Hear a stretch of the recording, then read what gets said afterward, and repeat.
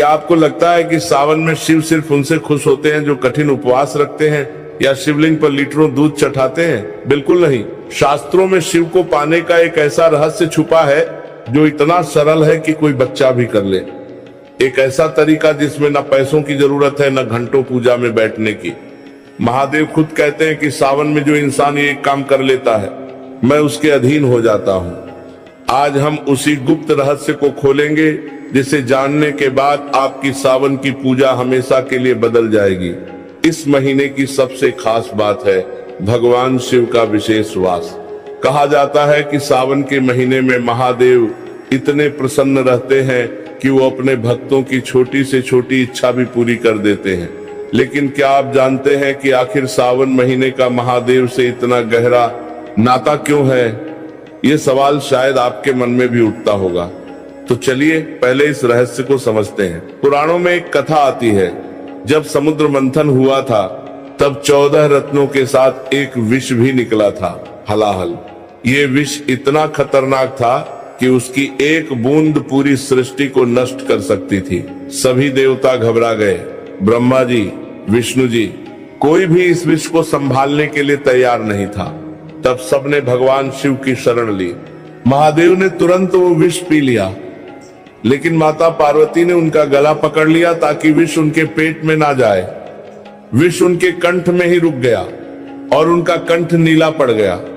तभी से उन्हें नीलकंठ कहा जाने लगा। विष की जलन को शांत करने के लिए सभी देवताओं ने गंगा जल से उनका अभिषेक किया और ये सब हुआ था सावन महीने में। तभी से सावन का महीना शिव को समर्पित हो गया। इस महीने में उन्हें जल चढ़ाने की परंपरा शुरू हुई, क्योंकि जिस भगवान ने पूरी दुनिया को बचाने के लिए खुद जहर पी लिया, उनकी पीड़ा को कम करना हर भक्त का कर्तव्य बन गया। लेकिन दोस्तों, आज जो मैं आपको बताने जा रहा हूं वो सिर्फ कहानी नहीं है। ये है वो असली ज्ञान जो हमारे जित्त शिमुनियों ने अपनी तपस्या से पाया था। वो रहस्य जिसे आज की भागदौड़ भरी जिंदगी में हम भूल गए हैं। अक्सर लोग सावन में क्या करते हैं? सोमवार को मंदिर जाते हैं, लंबी लाइनों में खड़े होते हैं, भीड़ में धक्का मुक्की करते हैं, जल्दबाजी में शिवलिंग पर जल चढ़ाते हैं और वापस आ जाते हैं। कुछ लोग महंगे फूल, बेलपत्र, दूध, शहद लेकर जाते हैं। कुछ लोग पूरे दिन उपवास रखते हैं, कुछ केवल फलाहार करते हैं। ये सब गलत नहीं है, बिल्कुल सही है। लेकिन अगर इन सब चीजों में आपका मन नहीं है, अगर आप सिर्फ दिखावे के लिए या परंपरा निभाने के लिए कर रहे हैं, तो ये सब बेकार है। क्योंकि भोलेनाथ बाहरी दिखावे से नहीं, भीतरी भावना से प्रसन्न होते हैं। शास्त्रों में लिखा है, न पुष्पं न फलम तोयं यो में भक्त्या प्रयच्छति। मतलब जो भक्त सच्चे मन से एक पत्ता, एक फूल या एक बूंद पानी भी चढ़ाता है वो मुझे प्रिय है। यहाँ शब्द है भक्त्या, यानी भक्ति के साथ। बिना भक्ति के 1000 किलो फूल भी बेमतलब हैं। तो फिर सवाल उठता है, सच्ची भक्ति क्या है और सावन में महादेव को सचमुच कैसे प्रसन्न किया जाए? इसका जवाब देने से पहले मैं आपको एक और कहानी सुनाता हूँ। एक गरीब कुम्हार था, उसके पास मंदिर जाने के लिए समय नहीं था, पैसे नहीं थे। रोज सुबह से शाम तक बर्तन बनाता रहता। एक सावन में उसने सोचा कि मैं भी शिव जी को कुछ चढ़ाऊं, लेकिन उसके पास कुछ नहीं था। तो उसने क्या किया? उसने मिट्टी का एक छोटा सा शिवलिंग बनाया, अपने घर के एक कोने में रख दिया। हर रोज सुबह उठकर नहाने के बाद काम शुरू करने से पहले उस शिवलिंग के सामने बैठ जाता। कोई मंत्र नहीं जानता था तो अपनी भाषा में ही कहता, भोलेनाथ, मैं गरीब आदमी हूँ, मेरे पास आपको देने के लिए कुछ नहीं है, बस इतना है कि मैं आपसे प्यार करता हूँ, आप मेरे सब कुछ हैं। कहते हैं कि एक दिन उसकी झोंपड़ी में एक साधु आया। उसने कुम्हार से पानी मांगा, कुम्हार ने पानी दिया। साधु ने झोंपड़ी में रखा शिवलिंग देखा, पूछा, तुम शिव भक्त हो? कुम्हार शर्माते हुए बोला, जी, लेकिन मैं कोई बड़ी पूजा नहीं कर पाता, बस थोड़ा सा जल चढ़ा देता हूँ। साधु मुस्कुराए और बोले, बेटा, तुम्हारी भक्ति देखकर खुद महादेव प्रसन्न है। तुम्हें शायद पता नहीं, लेकिन काशी के विशाल मंदिर में जो हजारों लोग रोज पूजा करते हैं, उनसे ज्यादा तुम्हारी ये छोटी सी भक्ति महादेव को प्रिय है, क्योंकि तुम दिल से करते हो, दिखावे के लिए नहीं। और उस साधु ने कुम्हार को एक वरदान दिया कि उसके हाथ से बने हर बर्तन में खास गुण आएगा। और सचमुच उसके बाद से उस कुम्हार के बर्तन इतने मजबूत और सुंदर बनने लगे कि दूर दूर से लोग खरीदने आने लगे। वो गरीब कुम्हार धीरे धीरे समृद्ध हो गया, लेकिन उसकी भक्ति में कोई फर्क नहीं आया। वो वैसे ही रोज अपना मिट्टी का शिवलिंग पूजता रहा। ये कहानी हमें क्या सिखाती है? यही कि भगवान शिव भावना देखते हैं, आडंबर नहीं। वो आपके दिल की सच्चाई देखते हैं।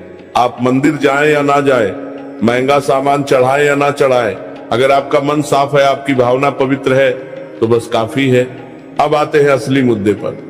सावन में महादेव को प्रसन्न करने का सबसे शक्तिशाली तरीका क्या है? मन की शुद्धता। सावन के महीने में अगर आप सचमुच शिव को प्रसन्न करना चाहते हैं तो सबसे पहले अपने मन को साफ कीजिए। किसी के लिए मन में कोई बुरी भावना ना रखें। जिस किसी से आपकी दुश्मनी है उसे माफ कर दें। जिस किसी का आपने बुरा किया है उससे माफी मांग लें, क्योंकि शिव वही है जो विष भी पी गया। वो चाहते हैं कि उनके भक्तों के मन में भी कोई विष ना हो, न नफरत का, न ईर्ष्या का, न क्रोध का, सच्चाई। महादेव को सत्य से बढ़कर कुछ प्रिय नहीं। अगर आप झूठ बोलते हैं, धोखा देते हैं, तो चाहे आप कितनी भी पूजा कर ले, वो व्यर्थ है। सावन के महीने में कम से कम संकल्प लें कि आप झूठ नहीं बोलेंगे। छोटी छोटी बातों में भी सच बोलने की कोशिश करें। ये छोटा सा नियम आपकी जिंदगी बदल देगा।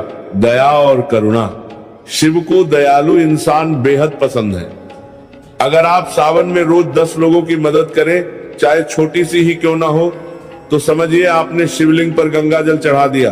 किसी गरीब को खाना खिलाना, किसी बीमार की मदद करना, किसी जानवर को पानी पिलाना, किसी परेशान इंसान को सांत्वना देना, ये सब शिव पूजा के ही रूप है। अपने कर्तव्यों का पालन। बहुत से लोग सोचते हैं कि धार्मिक होने का मतलब है दिन भर भजन करना, मंदिर में बैठे रहना, लेकिन असली धर्म है अपने कर्तव्यों को पूरी ईमानदारी से निभाना। अगर आप पिता हैं तो अपने बच्चों की अच्छी परवरिश करें। अगर बेटा या बेटी है तो माता पिता की सेवा करें। अगर नौकरी करते हैं तो अपना काम ईमानदारी से करें। ये सब शिव भक्ति का ही हिस्सा है। प्रकृति का सम्मान। शिव प्रकृति के देवता हैं। उन्हें जंगल, पहाड़, नदियां प्रिय हैं।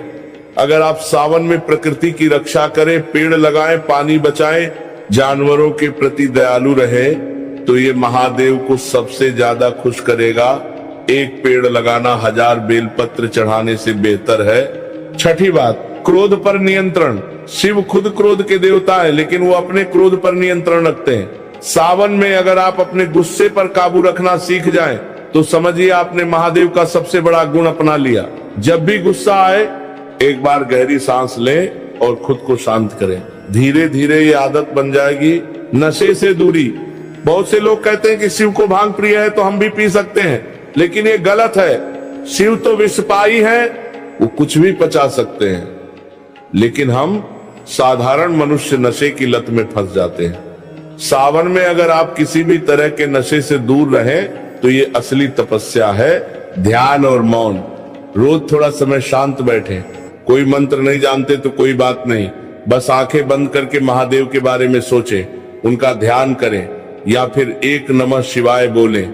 ये 5 अक्षर का मंत्र इतना शक्तिशाली है कि इसे बोलने भर से मन शांत हो जाता है। रोज सिर्फ 5 मिनट भी काफी है।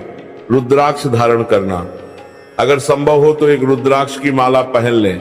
ये शिव का प्रतीक है और इसे पहनने से मन में सकारात्मक ऊर्जा आती है। लेकिन सिर्फ पहनना काफी नहीं, उसे सम्मान भी देना जरूरी है। नशे की हालत में, गंदगी में या गलत कामों में लगे रहकर रुद्राक्ष पहनना अपमान है। जल चढ़ाना। अगर आप मंदिर जा सकते हैं तो जरूर जाएं। शिवलिंग पर जल चढ़ाएं, लेकिन जल चढ़ाते समय सिर्फ यंत्रवत ना करें, भावना से करें। सोचें कि जिस तरह ये जल शिवलिंग को शीतलता देता है, वैसे ही भगवान मेरे मन को शांति दे। अगर मंदिर नहीं जा सकते तो घर में ही छोटा सा शिवलिंग रख लें और उसकी पूजा करें। उपवास। अगर शरीर अनुमति दे तो सोमवार के दिन उपवास रखें, लेकिन उपवास का मतलब सिर्फ खाना नहीं छोड़ना है। उपवास का असली अर्थ है इंद्रियों को वश में करना। उस दिन बुरी बातें ना सोचें, बुरी बातें ना बोलें, किसी का बुरा ना करें।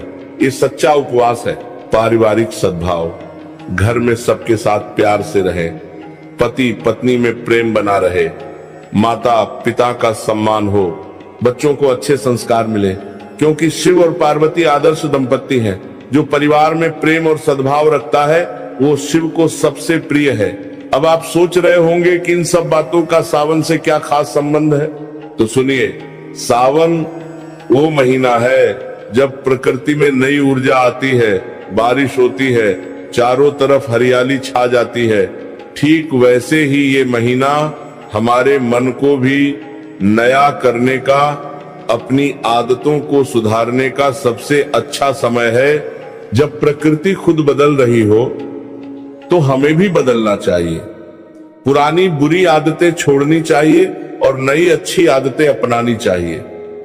सावन एक तरह से हमारे जीवन की बारिश है जो हमारे मन की सारी गंदगी धो देती है और नई शुरुआत का मौका देती है। जो व्यक्ति सावन के महीने में सच्चे मन से भगवान शिव की भक्ति करता है उसके सभी पाप धुल जाते हैं, उसकी मनोकामनाएं पूरी होती हैं। लेकिन यहाँ सच्चे मन से शब्द बहुत महत्वपूर्ण है।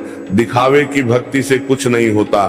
अब मैं आपको एक आखिरी रहस्य बताता हूँ। ये वो रहस्य है जो बहुत कम लोग जानते हैं। शास्त्रों में कहा गया है कि महादेव को सबसे ज्यादा खुशी तब होती है जब उनका भक्त किसी दूसरे इंसान की जिंदगी में खुशी लेकर आता है। मतलब अगर आप किसी दुखी इंसान को खुश कर दे, किसी परेशान को सहारा दे दे, किसी टूटे हुए को उम्मीद दे दे, तो ये सबसे बड़ी शिव पूजा है।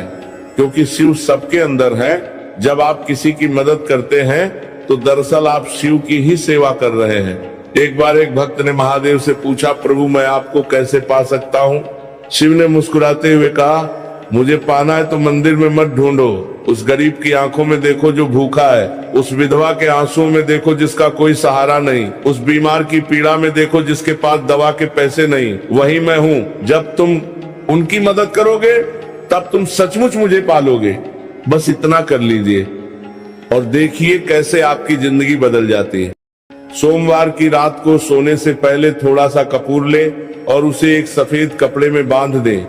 इसके साथ 11 चावल के दाने भी रखें। अब इस पोटली को अपने सिरहाने रख लें। सोने से पहले भगवान शिव का ध्यान करें और मन में अपनी समस्या बताएं। रात को आपको सपने में कोई ना कोई संकेत जरूर मिलेगा। भोलेनाथ बहुत भोले हैं, वो अपने भक्तों को सपने में जरूर मार्गदर्शन देते हैं। सुबह उठकर उस पोटली को खोलें और उसमें से कपूर को शिवलिंग के पास जलाएं। चावल के दानों को शिवलिंग पर चढ़ा दें। फिर उसी दिन से आप देखेंगे कि आपके रुके हुए काम बनने लगेंगे। कपूर शुद्धता का प्रतीक है और चावल समृद्धि का। जब इन दोनों को मिलाकर शिव को अर्पित किया जाता है तो घर से नकारात्मक ऊर्जा दूर होती है और सकारात्मक ऊर्जा आती है। ये उपाय खासकर उन लोगों के लिए बहुत फायदेमंद है जिनके घर में क्लेश रहता है, झगड़े होते हैं या बिजनेस में नुकसान हो रहा है। मुझे एक व्यापारी का किस्सा याद आता है। उसका व्यापार पिछले 2 साल से बहुत घाटे में चल रहा था, कर्ज बढ़ता जा रहा था। उसने तरह तरह के उपाय किए लेकिन कुछ फायदा नहीं हुआ। फिर किसी ने उसे ये उपाय बताया, उसने पूरी श्रद्धा से ये उपाय किया। पहले सोमवार को उसे सपने में एक साधु दिखा जिसने उसे एक रास्ता दिखाया। अगले दिन वो उस रास्ते पर गया तो वहां उसे एक ऐसा व्यक्ति मिला जिसने उसके बिजनेस में बड़ी मदद की। धीरे धीरे उसका कारोबार फिर से चलने लगा और 3 महीने में ही वो मुनाफे में आ गया। इस उपाय को करते समय कुछ जरूरी बातें हैं। कपूर हमेशा शुद्ध होना चाहिए। बाजार में मिलने वाला सस्ता कपूर काम नहीं करेगा। चावल के दाने टूटे हुए नहीं होने चाहिए। सफेद कपड़ा बिल्कुल साफ और नया होना चाहिए। और सबसे जरूरी बात, जब आप ये उपाय करें तो मन में किसी के प्रति कोई बुरा विचार न रखें। शुद्ध मन से ही भोलेनाथ प्रसन्न होते हैं। चौथा उपाय है दूध और शहद का अभिषेक। ये उपाय विशेष रूप से उन लोगों के लिए है जिन्हें स्वास्थ्य संबंधी समस्याएं हैं या घर में कोई बीमार है। सावन के किसी भी सोमवार को शुद्ध गाय का दूध लें, उसमें थोड़ा सा शुद्ध शहद मिलाएं। इस मिश्रण को शिवलिंग आपता है कि सावन के दूध और के इस मिश्रण को शिवलिंग आपता है पर धीरे धीरे चढ़ाएं। जब आप दूध चढ़ा रहे हो तो महामृत्युंजय मंत्र का जाप करें।